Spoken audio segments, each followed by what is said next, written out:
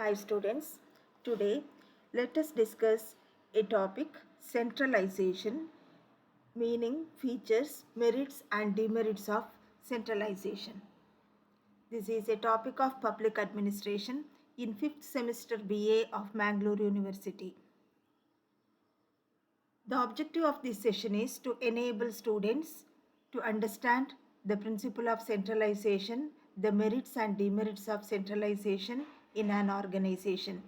At the end of the session, students will understand what is centralization, how it works in an organization, and they will be able to differentiate merits and demerits of the principle centralization.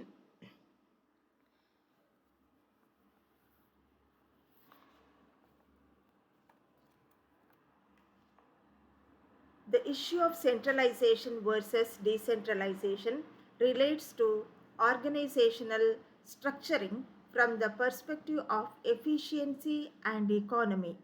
They explain the manner in which decision-making authority is distributed or delegated among various levels of organization. Centralization means the centralization of authority at the top level of organization. It signifies the concentration of all responsibilities, authorities, and decision making power in the higher level. ಕೇಂದ್ರೀಕರಣ ಮತ್ತು ವಿಕೇಂದ್ರೀಕರಣವು ದಕ್ಷತೆ ಮತ್ತು ಮಿತವ್ಯಯ ಸಾಧಿಸಲು ಬಳಸುವ ಸಂಘಟನಾ ತತ್ವಗಳಿಗೆ ಸಂಬಂಧಿಸಿದ ವಿಷಯವಾಗಿದೆ. ತೀರ್ಮಾನ ಕೈಗೊಳ್ಳುವ ಅಧಿಕಾರವು ಉನ್ನತಾಧಿಕಾರಿಗಳಲ್ಲಿ ಕೇಂದ್ರೀಕೃತವಾಗಿದ್ದು, ಕೆಳದರ್ಜೆಯ ಅಧಿಕಾರಿಗಳು ಈ ಉನ್ನತಾಧಿಕಾರಿಗಳ ಆಜ್ಞೆಯ ಪ್ರಕಾರ ನಡೆದುಕೊಳ್ಳುವ ಪದ್ಧತಿಯನ್ನು ಕೇಂದ್ರೀಕರಣ ವ್ಯವಸ್ಥೆ ಎನ್ನಲಾಗುತ್ತದೆ. Let us think about the definitions of centralization. L.D. White says the progress of transfer of administrative authority from a lower to a higher level of government is called centralization. L.D. White ರವರ ಪ್ರಕಾರ ಆಡಳಿತಾಧಿಕಾರವು ಸರಕಾರದ ಕೆಳಗಿನ ಹಂತದಿಂದ ಮೇಲಿನ ಹಂತಕ್ಕೆ ವರ್ಗಾವಣೆ ಹೊಂದುವ ಪ್ರಕ್ರಿಯೆಯನ್ನು ಕೇಂದ್ರೀಕರಣ ಎನ್ನಲಾಗುತ್ತದೆ. According to Dr. B.L. Fadia, centralization of authority implies three things: reservation of decision-making power with regard to planning, coordinating and control at the top level, reservation of operating authority with the middle level executive, operations at the lower levels being subservient to command, consent and control by the higher authority in line. Doctor B L Fadiyar ಅವರ ಪ್ರಕಾರ ಕೇಂದ್ರೀಕರಣ ತತ್ವವು 3 ಅಂಶಗಳನ್ನು ಸೂಚಿಸುತ್ತದೆ: ಯೋಜನೆ, ಸಮನ್ವಯ ಮತ್ತು ನಿಯಂತ್ರಣಕ್ಕೆ ಸಂಬಂಧಿಸಿದಂತೆ ತೀರ್ಮಾನ ಕೈಗೊಳ್ಳುವ ಅಧಿಕಾರ ಉನ್ನತ ಮಟ್ಟದಲ್ಲಿ ಮೀಸಲಾಗಿರುತ್ತದೆ. ಕಾರ್ಯಕಾರಿತ್ವ ಅಧಿಕಾರವು ಮಧ್ಯಮ ಹಂತದ ನಿರ್ವಾಹಕರಲ್ಲಿ ಮೀಸಲಿರುತ್ತದೆ. ಕೆಳಗಿನ ಹಂತದ ಅಧಿಕಾರಿಗಳು ಮೇಲಧಿಕಾರಿಗಳ ಆಜ್ಞೆ, ಒಪ್ಪಿಗೆ ಮತ್ತು ನಿಯಂತ್ರಣದಂತೆ ಕರ್ತವ್ಯ ನಿರ್ವಹಿಸುತ್ತಾರೆ.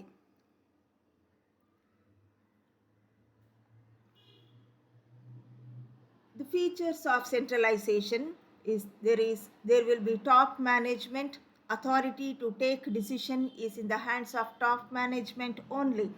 Information flows from upper level to lower level. Longer time to make decisions. Centralization is suitable for small organizations, inflexible in nature. ಕೇಂದ್ರೀಕರಣದ ಲಕ್ಷಣಗಳನ್ನು ಗಮನಿಸುವುದಾದರೆ ಅಲ್ಲಿ ಉನ್ನತ ಹಂತದ ವ್ಯವಸ್ಥಾಪನೆ ಇರುತ್ತದೆ. ಹಾಗೆ ನಿರ್ಧಾರ ಕೈಗೊಳ್ಳುವಿಕೆಯು ಉನ್ನತ ಹಂತದಲ್ಲಿ ಕೇಂದ್ರೀಕೃತವಾಗಿರುತ್ತದೆ. ಮಾಹಿತಿಗಳು ಮೇಲಿನ ಹಂತದಿಂದ ಕೆಳಗಿನ ಹಂತಕ್ಕೆ ಹರಿಯುತ್ತಿರುತ್ತದೆ. ಇಲ್ಲಿ ನಿರ್ಧಾರ ಕೈಗೊಳ್ಳುವಿಕೆಯು ವಿಳಂಬವಾಗುತ್ತದೆ. ಇಂತಹ ಕೇಂದ್ರೀಕರಣ ತತ್ವವನ್ನು ಸಣ್ಣ ಸಂಘಟನೆಗಳಲ್ಲಿ ಅಳವಡಿಸುವುದು ಸೂಕ್ತವಾಗಿರುತ್ತದೆ. ಇಲ್ಲಿ ಬದಲಾವಣೆಗೆ ಹೆಚ್ಚು ಅವಕಾಶಗಳಿರುವುದಿಲ್ಲ. Now let us discuss the merits of centralization. It provides for maximum control over entire organization. It makes administrative abuses more difficult in matters like employment and handling of personnel, purchase and use of supplies and so on. It secures economy in administration by avoiding duplication of work. It facilitates the introduction of dynamism in the organization through the active role of personal leadership. It is suitable for dealing with emergencies and unanticipated matters. It enables the maximum utilization of the human and material resources in the organization and thus develops a corporate personality. There is uniformity in functioning. Centralization permits to have uniform policies, methods, and procedures throughout the organization. Since all decisions originate from one point, it is easy to achieve a high degree of consistency and uniformity in organizational functioning. There will be clarity about source of decision. The authority structures created by centralization is simple and neat. As a result, everyone in the organization knows the source of decision. As there is only one power center, there is no scope for confusion and chaos. There will be effectiveness of top administration. Since this authority is concentrated at the top, it tends to make top administration strong and powerful.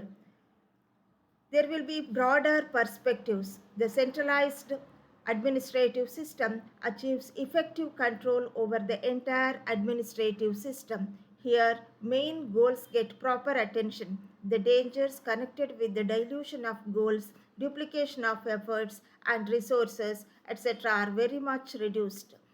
And centralization achieves economy.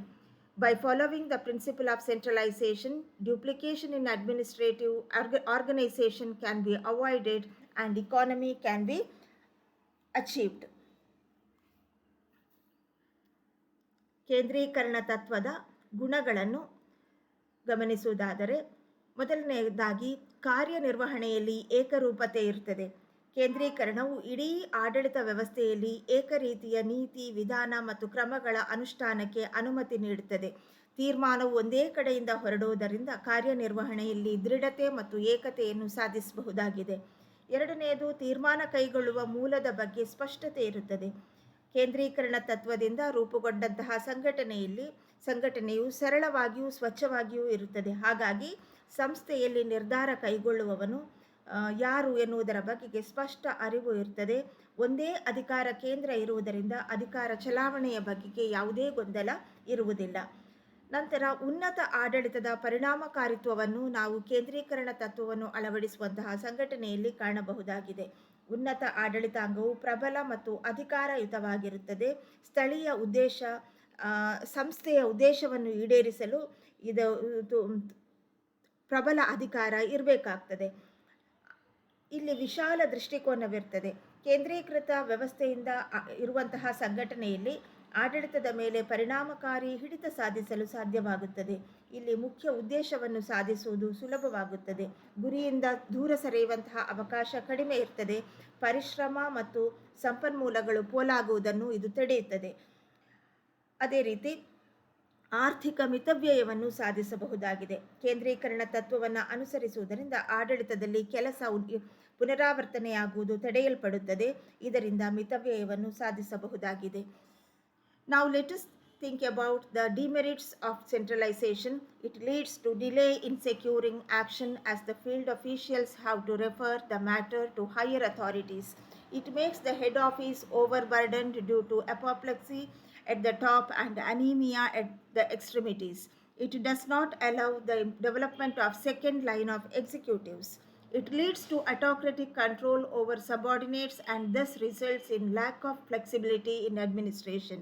It makes administration irresponsive as the head office acts without the knowledge of local conditions and requirements. There is rigid bureaucratic structure. Over-centralization of authority fosters a rigid bureaucratic and autocratic atmosphere in the organization. Sometimes it may lead to abuse of power and lead to despotism. There will be heavy workload. It leads to overload of work at the top or at the center. The top management may fail to cope up with the heavy workload. then it may lead to frustration among lower officials. Centralization does not allow the subordinate staff to use their discretionary powers and act according to the particular situation faced by them. This kind of situation creates frustration with the field staff.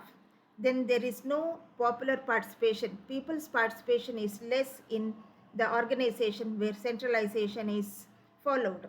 Centralized administrative system does not provide any opportunity to the people to participate in administrative affairs of the country. Thus, it tends to weaken democracy. Impediments to organizational growth. A highly centralized organizational structure is an impediment to organizational growth. Top management may either fail to perceive real opportunity for growth or may not have the confidence to manage growth. ಕೇಂದ್ರೀಕರಣ ತತ್ವವು ಕೆಲವು ಅವಗುಣಗಳನ್ನು ಕೂಡ ಹೊಂದಿದೆ. ಇಲ್ಲಿ ಕಠಿಣ ಆಡಳಿತಶಾಹಿ ರಚನೆ ಇರ್ತದೆ. ಅಧಿಕಾರದ ಕೇಂದ್ರೀಕರಣದಿಂದ ಸರ್ಕಾರಿ ಆಡಳಿತ ಸಂಸ್ಥೆಗಳಲ್ಲಿ ಕಠಿಣ ಆಡಳಿತಶಾಹಿ ಮತ್ತು ನಿರಂಕುಶ ವಾತಾವರಣವು ಸೃಷ್ಟಿಯಾಗುತ್ತದೆ. ಇದು ಕೆಲವು ಸಲ ಅಧಿಕಾರದ ದುರುಪಯೋಗ ಮತ್ತು ಸರ್ವಾಧಿಕಾರಕ್ಕೂ ಕೂಡ ದಾರಿ ಮಾಡಿಕೊಡುತ್ತದೆ.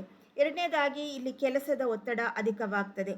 ಉನ್ನತ ಹಂತದಲ್ಲಿ ಕೆಲಸದ ಒತ್ತಡವು ಅಧಿಕಾರಿಗಳಿಗೆ ಕೆಲಸದ ಒತ್ತಡವು ಹೆಚ್ಚಾಗ್ತದೆ. ದಿನನಿತ್ಯದ ಸಮಸ್ಯೆಗಳ ಪರಿಹಾರಕ್ಕಾಗಿಯೇ ಉನ್ನತಾಧಿಕಾರಿಗಳು ಹೆಚ್ಚಿನ ಸಮಯವನ್ನು ಮೀಸಲಿಡಬೇಕಾಗ್ತದೆ. ಇದರ ಪರಿಣಾಮವಾಗಿ ಮುಖ್ಯ ಸಮಸ್ಯೆಗಳು ಮತ್ತು ವಿಷಯಗಳು ಕಡೆಗಣಿಸಲ್ಪಡ್ತವೆ. ಇನ್ನು ಕೆಳಗಿನ ಹಂತದ ಅಧಿಕಾರಿಗಳಲ್ಲಿ ಇದು ಹತಾಶ ಮನೋಭಾವನೆಯನ್ನು ಕ್ರಿಯೇಟ್ ಮಾಡಬಹುದು. ಕಾರಣ ಅವರಿಗೆ ತಮ್ಮದೇ ಆದ ತೀರ್ಮಾನಗಳನ್ನು ಕೈಗೊಳ್ಳುವ ಅವಕಾಶಗಳು ಬಹಳ ಕಡಿಮೆ ಇರುವುದರಿಂದ ಅಂತಹ ಪರಿಸ್ಥಿತಿಯಲ್ಲಿ ಅಧಿಕಾರಿಗಳಿಗೆ ಯಾವುದೇ ಅಧಿಕಾರವಿಲ್ಲದೆ ಹತಾಶ ಮನೋಭಾವನೆ ಬೆಳೆಯುತ್ತದೆ. ಇಲ್ಲಿ ಜನರ ಸಹಭಾಗಿತ್ವ ಕಡಿಮೆ ಇರುತ್ತದೆ. ಕೇಂದ್ರೀಕೃತ ಆಡಳಿತ ವ್ಯವಸ್ಥೆ ಜನರ ಭಾಗವಹಿಸುವಿಕೆಗೆ ಕಡಿಮೆ ಅವಕಾಶವನ್ನು ಕಲ್ಪಿಸುತ್ತದೆ. ಇದು ಪ್ರಜಾಪ್ರಭುತ್ವದ ದುರ್ಬಲತೆಗೆ ಕಾರಣವಾಗಬಹುದು. ಆನಂತರ ಸಂಘಟನೆಯ ಬೆಳವಣಿಗೆಗೆ ಇದು ಅಡಚಣೆಯನ್ನುಂಟು ಮಾಡಬಹುದು. ಬಹಳ ಹೆಚ್ಚು ಕೇಂದ್ರೀಕೃತ ವ್ಯವಸ್ಥೆಯನ್ನು ಅಳವಡಿಸುವುದರಿಂದ ಸಂಘಟನೆಯ ಬೆಳವಣಿಗೆ ಮತ್ತು ದಕ್ಷತೆಗೆ ತಡೆ ಒಡ್ಡಬಹುದು. ಉನ್ನತ ಆಡಳಿತಾಂಗವು ಬೆಳವಣಿಗೆಯ ನೈಜ ಅವಕಾಶವನ್ನು ಗ್ರಹಿಸಲು ವಿಫಲವಾಗಬಹುದು ಅಥವಾ ಬೆಳವಣಿಗೆಯನ್ನು ಸಾಧಿಸುವ ಆತ್ಮವಿಶ್ವಾಸದ ಕೊರತೆಯನ್ನು ಎದುರಿಸಬಹುದು. ಇವೆಲ್ಲ ಕೇಂದ್ರೀಕರಣ ತತ್ವವು ಅತಿಯಾದಾಗ ಕಂಡುಬರುವಂತಹ ಕೆಲವು ಅವಗುಣಗಳಾಗಿ ಪರಿಗಣಿಸಬಹುದಾಗಿದೆ. Now let us have a recap. The principle of centralization implies concentration of authority at the center. Responsibility, authority, and decision-making power are at the top level of hierarchy. It is not flexible. Centralization provides control, it secures economy, it facilitates dynamism, it leads delay in administration, it does not facilitate people's participation, it makes administration irresponsive. Thank you.